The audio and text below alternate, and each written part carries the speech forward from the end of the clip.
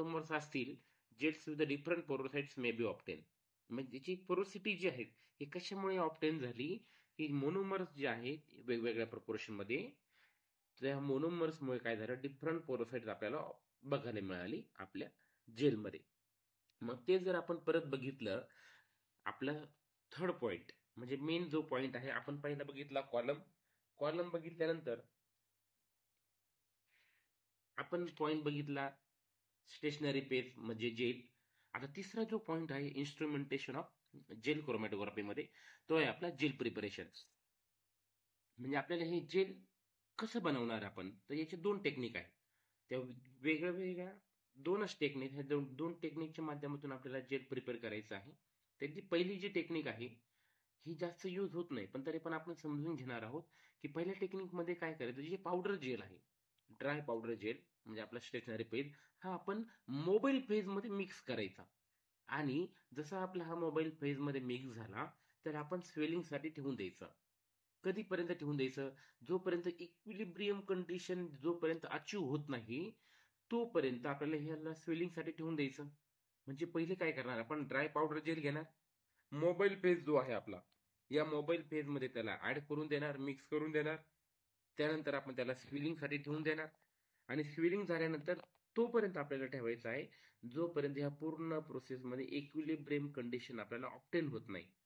बर, याच्यासाठी होतं काय सगळ्यात महत्वाचं, या प्रोसेससाठी एकतर काही तासही लागतील, काही दिवसही लागतील.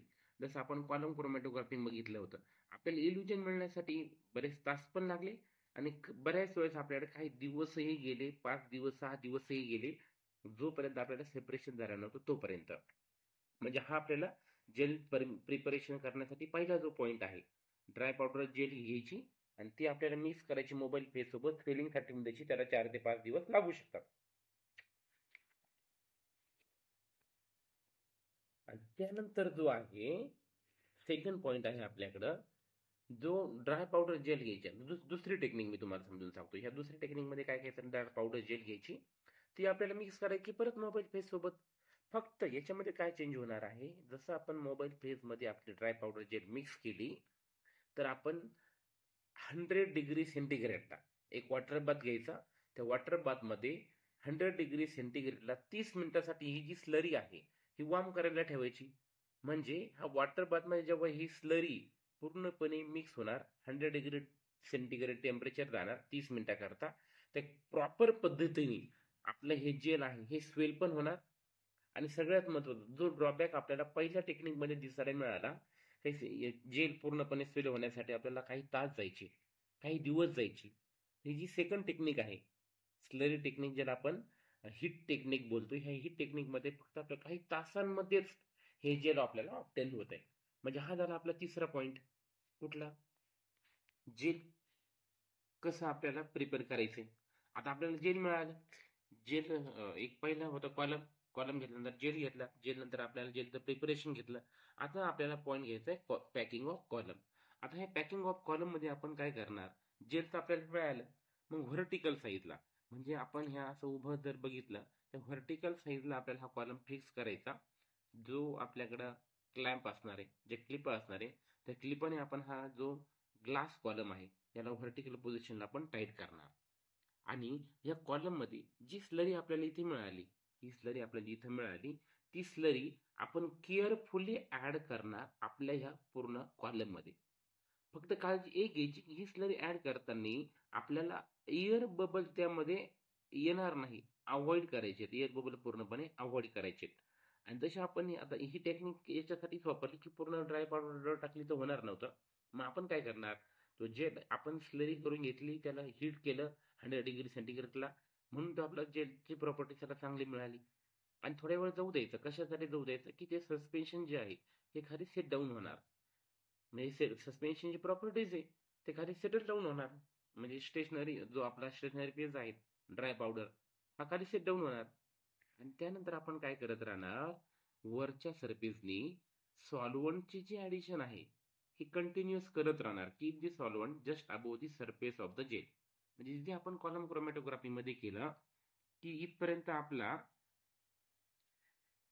आपला कॉलमने पूर्णपणे हे आपण स्टेशनरी फेज ऍड केला. त्याच्यावरती 2 ते 5 सेंटीमीटर थोडीशी साईज असेल एवढं आपण त्याच्यामध्ये मोबाईल फेसवरती ठेवणार आहेत. म्हणजे त्याच्यामध्ये आपल्याला हा डिस्टर्ब होणार नाही, त्याच्यामधून एअर बबल आपल्याला बघायला नाही मिळणार. बरोबर, हा झाला आपला एक पॉईंट. पाचवा जो पॉईंट आहे, हा पाचवा पॉईंट आपल्याला काय सांगतो, आता आपल्याकडं कॉलम पण रेडी झाला, स्टेशनरी फेज पण आपल्याकडे आहे, कॉलम पण आपण घेतलेला आहे. आता आपला मेन पार्टला येतो आहे. आपल्याकडे जे सॅम्पल आहेत, मग ते पॉलिसॅकराइडचा असेल, प्रोटीनचा असेल, लिपिडचा असेल, मायक्रोमोलिक्युल्स असेल, बायोमोलिक्युल्स, या पूर्णचं जे आपल्याकडे सॅम्पल आहेत, ज्याचं आपल्याला सेपरेशन करायचंय, त्याचं आपण ऍप्लिकेशन कसं करणार. तर सिंपली काय करायचं, ग्लास पिपेट घ्यायची.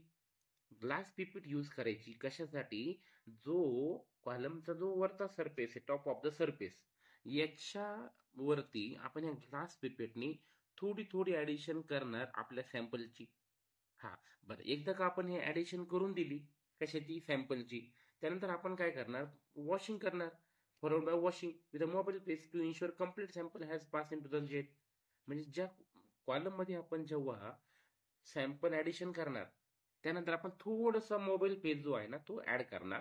तो याच्यासाठी करणार की सॅम्पल हा पूर्णपणे, म्हणजे ज्या सरफेसला, कॉलमच्या ज्या इनर वॉलला जर काही आपलं सॅम्पल चिटकलेलं असेल, बरोबर, ते पूर्णपणे निघून जाण्यासाठी आपण काय करणार, थोडासा मोबाईल पेज ऍड करणार. म्हणजे पूर्णपणे वॉशिंग आपल्याला मिळणार आणि सॅम्पल खालीपर्यंत येऊन जाणार. जर आपल्याकडे अशा वेळेस, काही वेळेस आपल्याकडे आता जेल बनवतोय, तर जेल हे तर जास्त विस्कस मध्ये असेल, म्हणजे आपलं सॅम्पल जो आहे, लिपिडचं, बायोमॉलिक्युलचं, हार्मोनचं असेल, अँटीबॉडीचं असेल, हे विस्कस सॅम्पल जर आपल्याकडे असेल, तर विस्कस सॅम्पलसाठी आपण काय करणार, वॉल लूप्स जे आहेत हे आपल्याला यूज करावं लागतील. कशासाठी, याचं ऍप्लिकेशन करण्यासाठी. आणि त्यानंतर जो 6वा पॉईंट आहे, तो आहे आपल्याकडे इल्युजन डेव्हलपमेंट. म्हणजे आता आपल्याकडे सॅम्पल ऍप्लिकेशन आपण केलं, बरोबर. आफ्टर सॅम्पल ऍप्लिकेशन आपल्याला काय करायचंय, आपल्याला मोर सॉल्व्हंट, म्हणजे आपल्याला 2 ते 5 सेंटीमीटर हाईट जाईल एवढं सॅम्पल, सॅम्पलच्या वरती 2 ते 5 सेंटीमीटर हाईट असेल एवढं सॉल्व्हंट आपल्याला ऍड करत राहायचंय. मग याच्यासाठी आपण काय करणार, इल्युजन डेव्हलपमेंटसाठी एक कॉलमच्या वरती एक मोबाईल फेज रिझर्वायर आपण ऍड करणार एका स्पेसिफिक हाईटला. मग हे कशासाठी आपण हाईट मेंटेन ठेवणार, ही हाईट याच्यासाठी मेंटेन ठेवायची की प्रॉपर प्रॉपर जे सॉल्व्हंट आहे, बरोबर ना, हे प्रॉपर सॉल्व्हंट आपले कंटिन्यूस त्याच्या वेळेमध्ये आपल्याला खाली आलं पाहिजे. यासाठी आपण मोबाईल फेज रिझर्वायर त्याला ऍड करणार. म्हणजे आपल्याला स्पेसिफिक टाइम मध्ये ते कंटिन्यूस मोबाईल फेज त्या कॉल मधून रन होत राहणार. आणि जे सॅम्पलचे जे कंपोनंट्स आहे हे आपल्याला सेपरेट होताना दिसतील. कधी, जसा आपला मोबाईल फेज त्याच्यामधून फ्लो होतोय तसं आपल्याला याच्यातून सॅम्पल सेपरेट होताना दिसतंय. मग ही झाली आपली 6वी टेक्नॉलॉजी, ज्याला बोलतो आपण इल्युजन डेव्हलपमेंटची. आणि लास्ट जो पॉइंट आहे याच्यातला आता, तो आहे कलेक्शन अँड अनालिसिस ऑफ इल्युएंट. मग आता आपल्याला काय करायचं, आपण सगळ्यात महत्वाचं ह्या सिलेक्शनसाठी एक करणार, वेगवेगळ्या टेस्ट ट्यूब घेणार. इथे वेगवेगळ्या आपण टेस्ट ट्यूब घेणार आणि जो इल्युएंट मिळणार आहे तो आपण ह्या टेस्ट ट्यूब मध्ये कलेक्ट करणार. फक्त हे इल्यूट जो आहे हा कलेक्ट करताना एक गोष्ट आपल्याला लक्षात ठेवायची, एक तर आपण दोन गोष्टी आपण काळजीपूर्वक बघायचे, एक तर तो फिक्स व्हॉल्यूम मध्ये असायला पाहिजे किंवा टाइम इंटरव्हल जे आहे त्याची फिक्स पाहिजे. म्हणजे आपण एक समजायचं की आपला मोबाईल फेस 10 ml पूर्णपणे बाहेर पडला की त्यानंतर आपण एका टेस्ट ट्यूब मध्ये ते आपण सॅम्पल कलेक्ट करायचं, किंवा टाइम इंटरव्हल जर आपण सिलेक्ट केला असेल तर 10 मिनिटं झाल्यानंतर आपल्याला तो कलेक्ट करायचा, हे आपल्याला टार्गेट पाहिजे. मग हे आपल्याला पूर्णपणे आता इल्यूट मिळून गेला जो आपल्या टेस्ट ट्यूब मध्ये आहे. मग आपण काय करणार, वेगवेगळ्या प्रकारचे डिटेक्टर्स जे आहेत ते आपण यूज करणार आपला सॅम्पल डिटेक्ट करण्यासाठी. मग त्याच्यामध्ये आहे डिफरन्शियल रिफ्रॅक्टोमीटर डिटेक्टर आहे, युव्ही व्हिजिबल स्पेक्ट्रोफोटोमीटर डिटेक्टर आहे, फ्लेम आयोनायझेशन डिटेक्टर आहे आपल्याकडे, इलेक्ट्रिकल कंडक्टिव्हिटी डिटेक्टर आहेत. हे 4 ते 5 प्रकारचे डिटेक्टर्स आपण यूज केल्यानंतर आज आपल्याला पूर्णपणे बघायला भेटतील हे डिटेक्शनसाठी. थँक्यू.